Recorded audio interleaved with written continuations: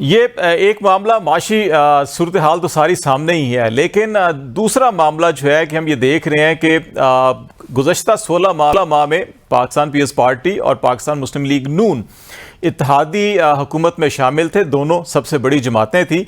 लेकिन इस वक्त एक अजीब सी सूरत हाल है कि दोनों जमातें अपनी जिम्मेदारी कबूल करने की बजाय एक दूसरे पर इल्ज़ाम लगा रही हैं। अभी हम अगर खाने पीने की चीज़ों का मामला ही देख लें, और आपने ट्वीट भी किया उस पर, जो एहसन इकबाल साहब ने एक इल्ज़ाम लगाया नवीद कंवर साहब के हवाले से, और आपने उसको रिस्पॉन्ड भी किया, तो ये आप नहीं समझते कि हम जो एक दौर था अयूब खान के दौर से हम हेडलाइंस देख रहे हैं अखबारात के अंदर के चीनी का बुरान, आटे का बुरान जो है कि बहुत जल्द हल कर लिया जाएगा, वो बुरान हर दौरे हुकूमत में वैसा का वैसा और बढ़ता जा रहा है, लेकिन हल नहीं हो रहा।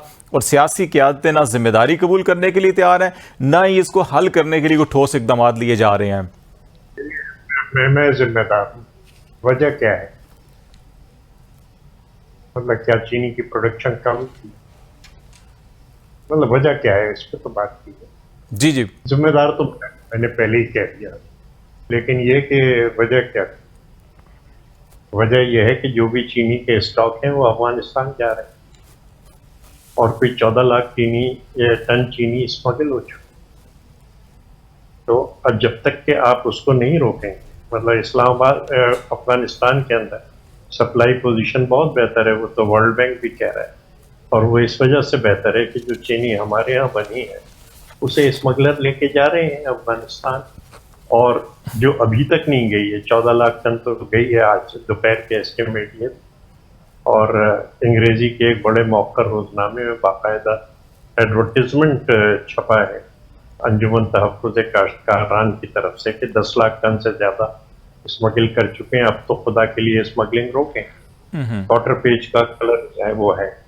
तो अब अगर स्मगल हो रही है, और इस पे सीधी सीधी बात है कि कराची में 178 रेट है, पेशावर में 205 रेट है, तो जो भी इलाके या क्वेटे में अफगानिस्तान की सरहद से करीब है तो वहाँ रेट ज़्यादा है, जो दूर है वहाँ रेट कम। तो ये जो सूरत हाल है, आपने बाड़ भी लगा दी, सब कर लिया, तो आप स्मगलरों को क्यों नहीं रोकते? स्मगलर को रोकेंगे तो उससे फर्क पड़ेगा। कोई आप अगर लेवीज और रेंजर्स जिनकी ये जिम्मेदारी है, वो अगर कार्रवाई करते हैं और स्मगलरों को रोकते हैं, और स्मगलर कोई ऐसे नहीं होते कि छुप छुपा के कर रहे होते। जब 50-50 ट्रकें अगर जा रही हैं काफिले में और वो हमें नजर नहीं आ रही, तो फिर तो या चीनी वो नहीं है कि कोई जेब में डाल के ले गया, तो जाहिर है कि जो ट्रक के रास्ते हैं उसी से जा रही है, तो फिर आप इसको क्यों नहीं रोक रहे? और आप वजारत दाखिला को उस वक्त भी रोकना चाहिए था। अब उन्होंने हमारे मोहतरम जो है भाई एहसन इकबाल साहब ने कहा कि वजारत तिजारत ने जो है वो एक्सपोर्ट। अब मैंने जब फिगर्स चेक की तो वजारत तिजारत ने 2.5 लाख टन जो थी वो शिपमेंट किया था उन्होंने, और कुछ जो डॉलर्स आए थे उससे 100 मिलियन डॉलर आए थे। हाँ, तो अब अगर 14 लाख आप स्मगलिंग की फिगर है, तो उसमें 2.5 लाख ना इधर ना इधर, यानी अगर ये 14 लाख स्मगल ना होती तो इस वक्त आपके पास बहुत जबरदस्त स्टॉक्स होते चीनी के। पाकिस्तान में 13 लाख इस साल, ताज हैदर साहब, 13 लाख सरप्लस प्रोडक्शन हमारे पास थी चीनी की, और जिसमें से 2.5 लाख उस वक्त कहा गया एक्सपोर्ट हम कर सकते हैं, फिर भी हमारे पास 10 लाख स्ट्रेटेजिक रिजर्व्स होंगे। लेकिन अगर 14 लाख हो गई तो इसका मतलब है कि अब हम उसमें भी -4 चले गए हैं। ऐसे शॉर्टेज है। अच्छा, फिर जो स्मगल नहीं हुई तो वो लोगों ने दबा के रखी हुई है कि अच्छा जैसे ही मौका मिलेगा रेट बढ़ेंगे। बाहर रेट कोई 220 रुपये पर किलो है कि मजीद रेट बढ़ेंगे तो फिर हम आगे चलेंगे, क्योंकि अफगानिस्तान में एक सैचुरेशन की पोजीशन आ गई है।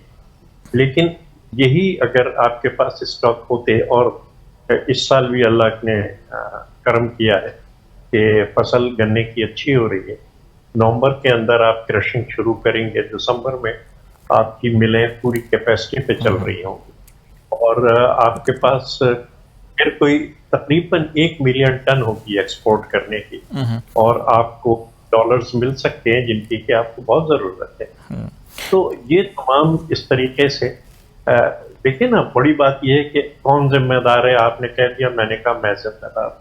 लेकिन इसकी वजह को देखना होगा कि ये सूरत हाल क्यों पैदा हुई है। ताज हैदर साहब, असल में एक और बड़ा इशू जिसको पॉलिटिकल इसके साथ जोड़ा जाता है, ये कहा जाता है कि पाकिस्तान में बेशतर जो ये इंडस्ट्री से वाबस्ता लोग हैं वो सियासी ख़ानदान हैं, बड़े तगड़े ख़ानदान हैं।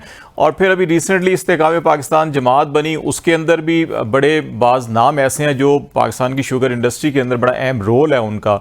तो ये ख्याल ये किया जाता है क्योंकि ये बड़ी ताकतवर शख्सियात इसके साथ बिजनेस के साथ वाबस्ते हैं, तो इसलिए जो पाकिस्तान के इदारे जिन्होंने ये काम रोकना है तो वो इन अलाइन होकर बहुत से सियासी मफादात वाबस्ता होते हैं, तो इसलिए ये मिलजुल के सारा काम होता है।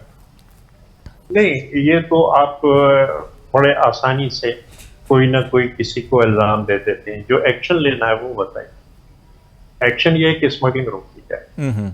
हम एक दूसरे को इल्जाम देते रहते हैं और हम समझते हैं कि हमने अपना फर्ज पूरा कर लिया कि किसी और को इल्जाम दे दिया। वो हमें इल्जाम देता है और फिर बुरा भला कहते रहते हैं एक दूसरे को। और ये एक ऐसे बॉर्डर से स्मगलिंग हो रही है जहां पे फेंसिंग की हुई है हमने, और उसके ऊपर बड़ा खतीर सरमाया हमारा पाकिस्तान का खर्च हुआ है, लेकिन इसके बावजूद ना हम दहशतगर्दी को वहां से रोक पा रहे हैं, ना ही स्मगलिंग को रोक पा रहे हैं। तो खामी कहाँ नजर आती है आपको? मैं आपसे सिर्फ ये अर्ज कर रहा हूँ कि मैं जेब में डाल के नहीं ले जा रहा, ट्रकों में गाड़ी जा रहा है। और लेवीज भी हैं, रेंजर्स भी हैं, उनको जरा पुल अप कीजिए ताकि उसको रोकें। और जैसे ही आप रोकेंगे और पुल अप करेंगे, कुछ अच्छे अफसर आगे ले आइए, तो रेट एकदम गिरेगा। और जो भी ब्लैक मार्केटियर्स हैं जिन्होंने ज़ख़ीरा अंदोज़ी की है, वो निकालेंगे अपना। यानी सिर्फ आपको आउटलेट को प्लग करना है।